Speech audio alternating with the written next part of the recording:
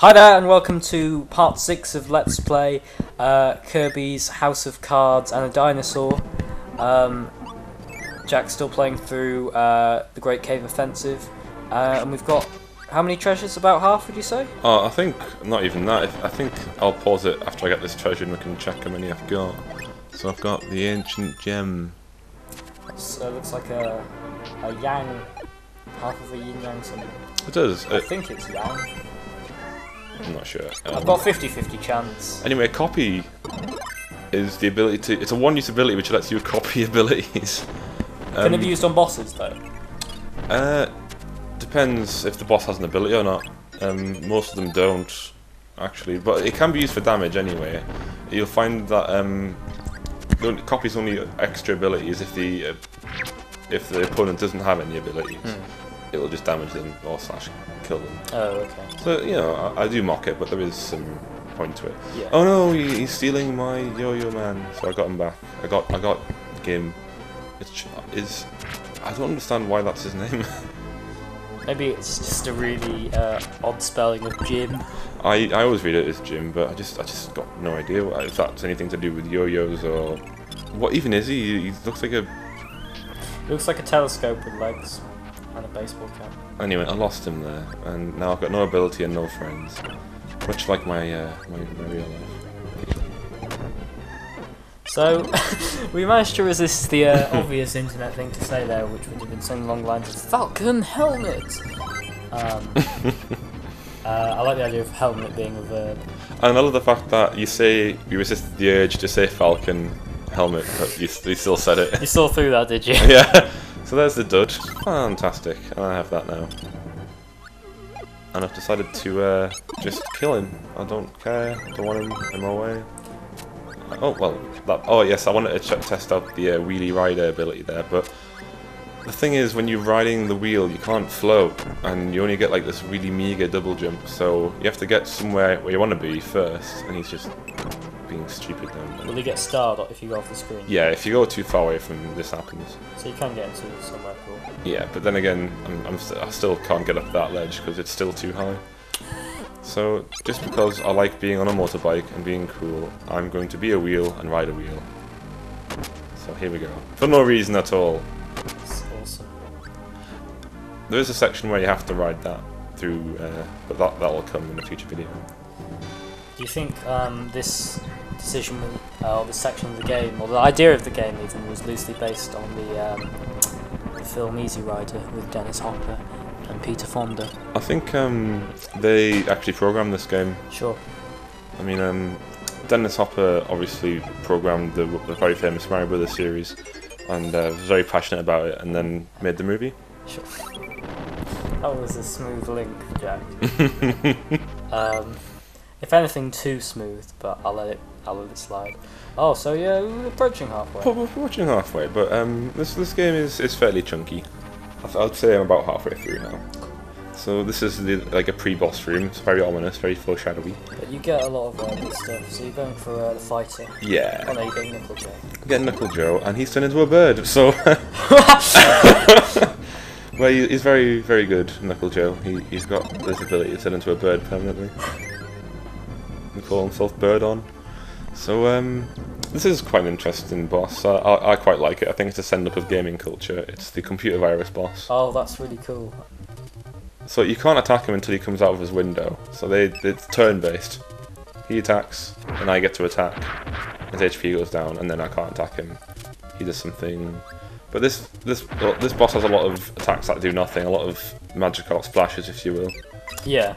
Which is a bit disappointing, but that being said, there is a chance to fight a upgraded version of this boss in a future part of the game where the enemies are more versatile and more difficult to beat. That's awesome.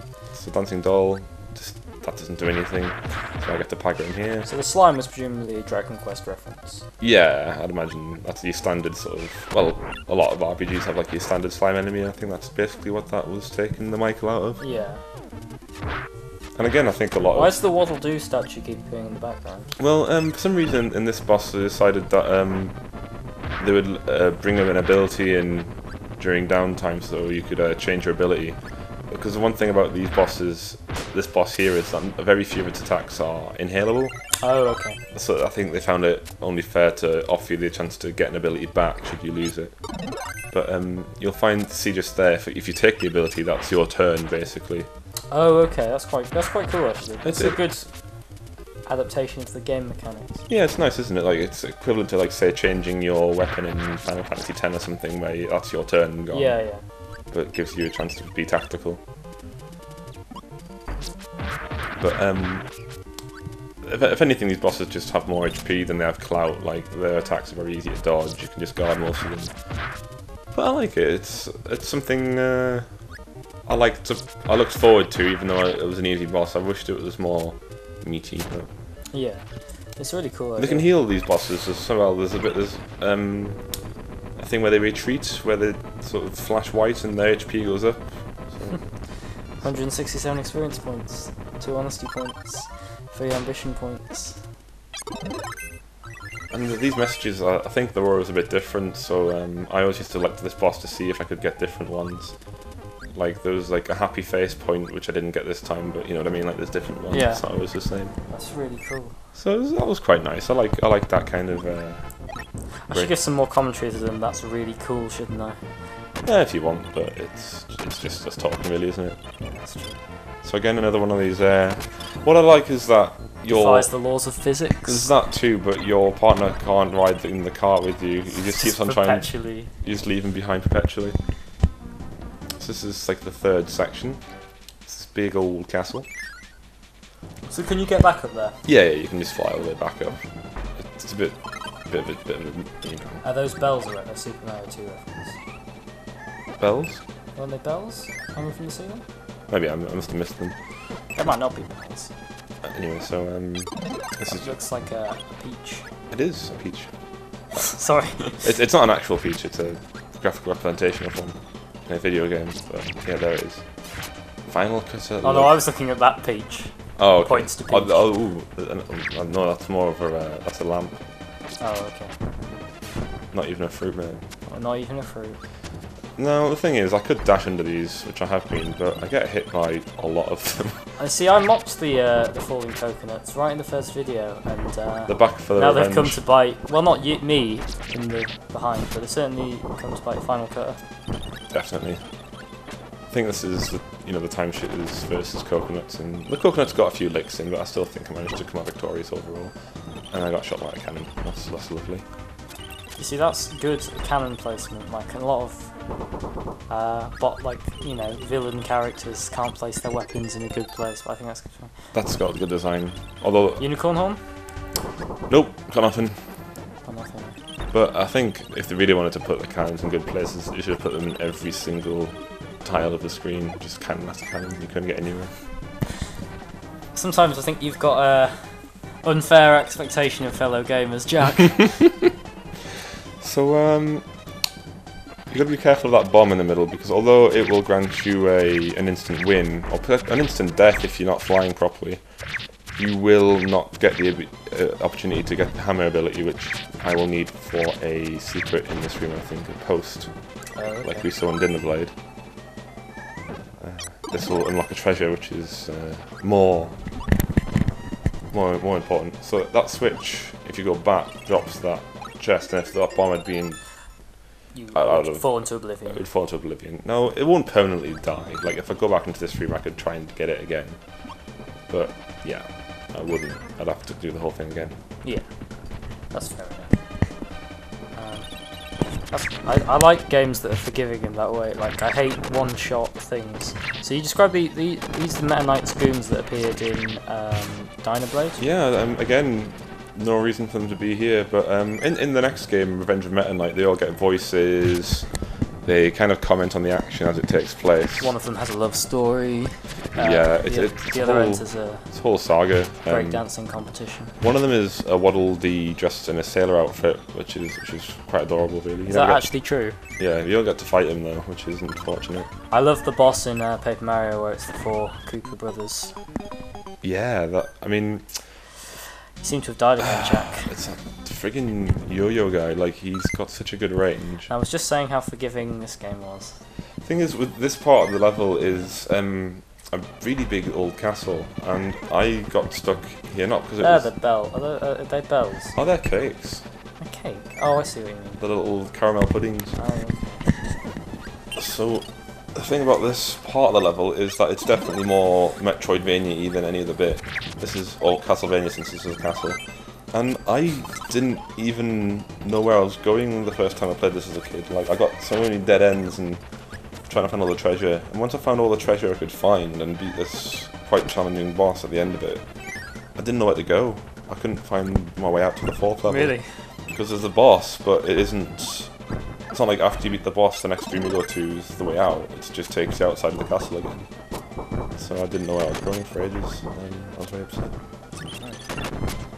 I wouldn't have thought a Kirby game would be that hard to navigate. It's not. Well, I don't think... You get to keep your treasure if you don't, presumably. Yeah, you get to keep everything, but So you just no looking around this time. yeah, just no reason to keep it, so got rid of it. So yeah, see, this is like a dead end route I'm going through here. Like, when I go through to the end of this section of screens, I won't have got anywhere sort of game-wise. I'll have just got all kinds of treasures and things. Yeah.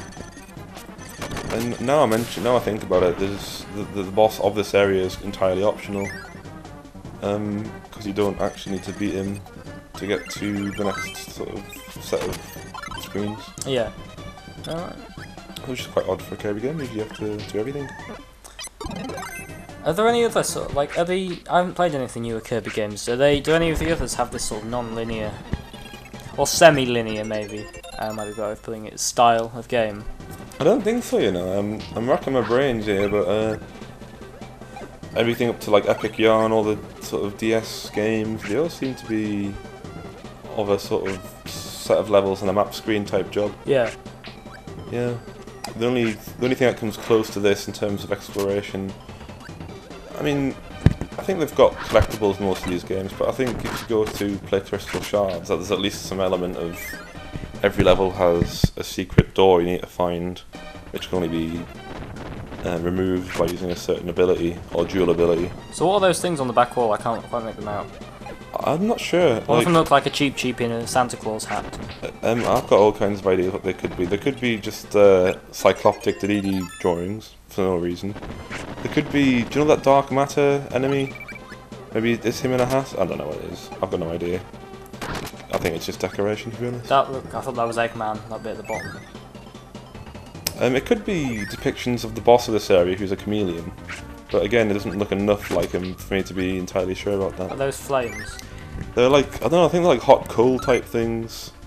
But we'll find out more about that in part 7. Oh yeah. Okay. I was just reading the thing. See you then.